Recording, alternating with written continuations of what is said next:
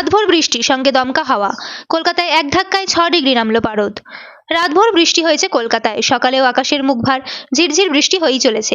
আরও কিছুদিন এমন আবহাওয়া থাকতে পারে বলে জানিয়েছে আলিপুর আবহাওয়া দফতর। দক্ষিণবঙ্গের জেলায় জেলায় বৃষ্টি চলবে। সঙ্গে উত্তরবঙ্গে ভারী থেকে অতি ভারী বর্ষণের সতর্কতা জারি করা হয়েছে। সমুদ্রও আপাতত দুদিন উত্তাল থাকবে। শুক্রবারই কলকাতায় বজ্রবিদ্যুৎ সহ বৃষ্টি এবং ঘন্টায় 50 থেকে 60 কিলোমিটার বেগে ঝড়ের পূর্বাভাস ছিল। সন্ধ্যা পর্যন্ত শহর ও শহরতলিতে তেমন বৃষ্টি না হলেও ঝোড়ো হাওয়া দিচ্ছিল। আকাশে মেঘ ছিল, থেকে থেকে তার গর্জনও শোনা যাচ্ছিল। রাত বাড়তেই বৃষ্টি শুরু হয়। কলকাতার বেশ কিছু অংশে মধ্যরাতের পর মুষলধারে বৃষ্টি হয়েছে। সঙ্গে ছিল বজ্রপাত এবং ঝোড়ো হাওয়া। শনিবারও কলকাতায় বিক্ষিপ্ত বৃষ্টি এবং ঘন্টায় 50 থেকে 60 কিলোমিটার বেগে ঝোড়ো হাওয়ার সতর্কতা রয়েছে। হাওড়া, হুগলি, বাঁকুড়া, মুর্শিদাবাদ, নদিয়া, পূর্ব বর্ধমানে হাওয়ার বেগ পৌঁছে যেতে পারে 60 থেকে 70 কিলোমিটার পর্যন্ত। রবিবার থেকে দুর্যোগের দাপট কিছুটা কমবে। ওই দিন সতর্কতা রয়েছে কেবল দক্ষিণ 24 পরগনা, পূর্ব মেদিনীপুর, পশ্চিম মেদিনীপুর এবং ঝাড়গ্রামে। হাওয়া অফিস জানিয়েছে উত্তর পশ্চিম মধ্যপ্রদেশ এবং সংলগ্ন দক্ষিণ উত্তরপ্রদেশের ওপর একটি ঘূর্ণাবর্ত রয়েছে।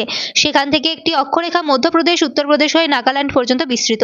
তা গিয়েছে ঝাড়খণ্ড, গাঙ্গেয় পশ্চিমবঙ্গ এবং দক্ষিণ অসমের ওপর দিয়ে। সমুদ্রপৃষ্ঠ থেকে অক্ষরেখাটির উচ্চতা 0.9 কিলোমিটার। এর প্রভাবে বঙ্গোপসাগর থেকে প্রচুর পরিমাণে জলীয় বাষ্প স্থলভাগে ঢুকছে। তাই রাজ্য জুড়েই বৃষ্টির অনুকূল পরিস্থিতি তৈরি হয়েছে।